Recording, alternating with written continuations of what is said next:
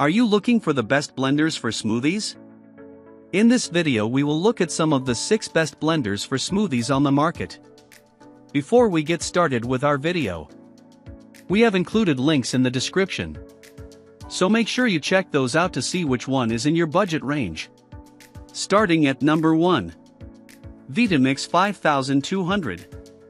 We've been recommending the Vitamix 5200 blender for years because it's a high-power blender that's easy to use, and at least compared to other Vitamix models, it's moderately priced. In our testing, the 5200 has reliably made velvety soups and best-tasting smoothies, and it pulverizes solid ingredients like it's no big deal.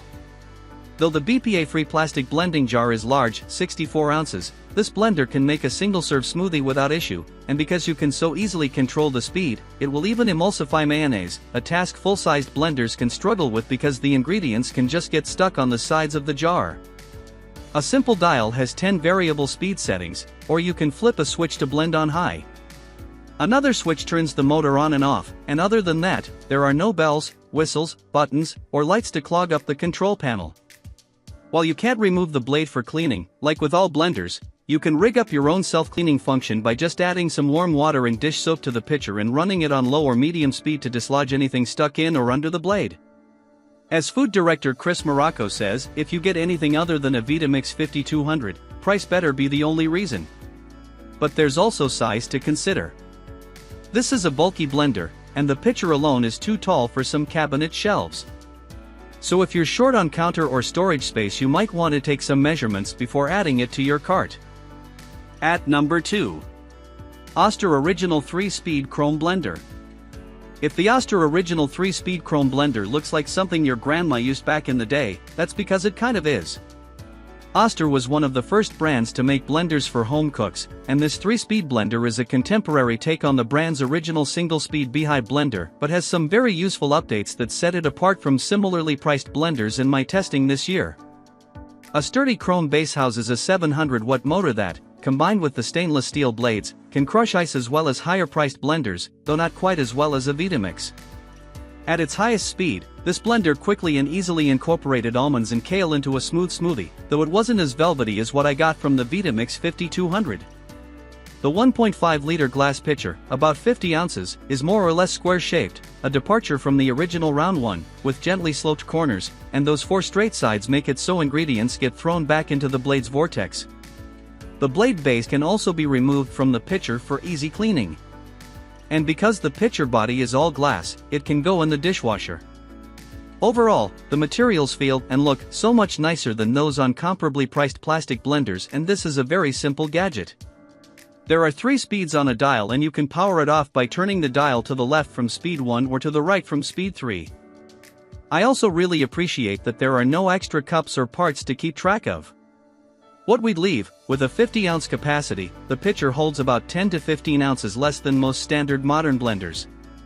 You also have to be careful to not overblend in this thing. The first time I made a smoothie in it, I ran it at its highest speed, 3, longer than I ran the Vitamix.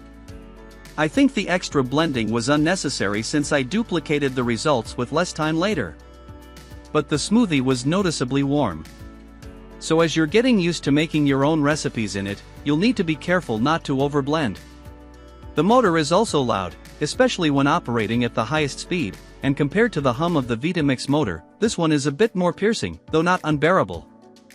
At number 3. Nutribullet Ultra. What we love, for a personal blender, the Nutribullet Ultra is almost shockingly powerful. Its 1200-watt motor is creeping up toward Vitamix territory. For comparison, the 5200 has a 1380-watt motor. It made a smoothie that could rival a good full-sized blender and has the convenience of 2 blending cups that include sippable lids to take them on the go. Strong suction cup feet, a Nutribullet standard, keep the base in place despite its relative lightweight. And while we had to run it twice, a 30-second blend cycle utilizes an automatic shut-off so you can walk away to tend to something else while the blender works. What we'd leave, this is a powerful personal blender, but it still can't do everything a full-sized blender can do. Set your expectations appropriately, i.e. do not have them, if you're trying to use this to crush large amounts of ice or make nut butters in the Nutribullet. At number 4.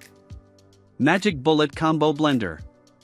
This versatile Magic Bullet combo blender has a 48-ounce pitcher and a tall cup to use for single-serve smoothies. The stainless steel blade attaches to both and sits on the compact base, which houses a 600-watt motor. The lightweight base has 2 speeds and a pulse function, and suction cup feet are a nice touch to keep it firmly in place on a countertop, especially when blending large batches of smoothies. It did a pretty good job blending kale and almonds, but overall the materials felt cheap and flimsy. And unless you really need both the pitcher and the personal blending cup, which comes with a solid lid for storage and travel, there are a lot of parts to keep track of. At number 5. Nutribullet Full-Size Combo Blender.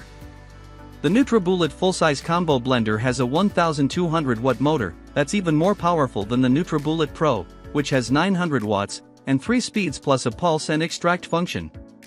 According to the manual, the latter is the smoothie preset, not a juicer function, sorry. This blender crushed ice better than the Magic Bullet Combo Blender and did a nice job breaking down rough kale stems in a smoothie. The motor base has a nice matte finish and suction cups to keep it planted on the counter, but the round plastic 64-ounce pitcher felt both flimsy and bulky. It was also tricky to get on and off of the motor base. If you're looking for power and versatility, it's a good option at a good price point, and if we had to choose between this blender and the Magic Bullet above, we'd choose this, but it doesn't feel like something that's made to last. It's also important to note that there are a lot of parts to keep track of and store. In addition to the personal blending cup, there's a travel mug with a handle, travel lid, and tamper, plus an included recipe book. At number 6. Breville Super Q.